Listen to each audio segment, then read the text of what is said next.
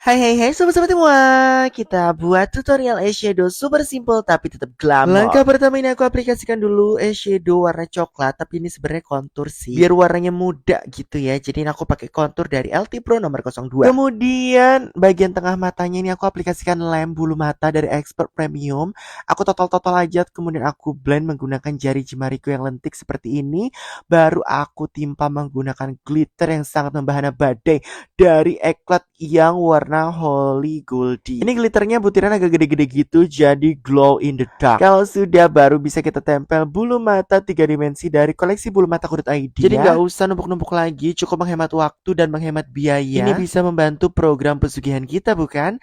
Nah, kalau sudah, untuk bulu mata aslinya ini aku lem sedikit aja bagian pangkal-pangkalnya aja, dan aku angkat seperti ini ya, aku jahit bulu mata. Kalau sudah, tinggal aku tatline menggunakan spidol ya, jadi disemir gitu bulu matanya biar hitam. Kemudian bagian dalam matanya juga ini aku aplikasikan pencil liner dari LT Pro warna black, dan ini hasilnya. Selamat mencoba.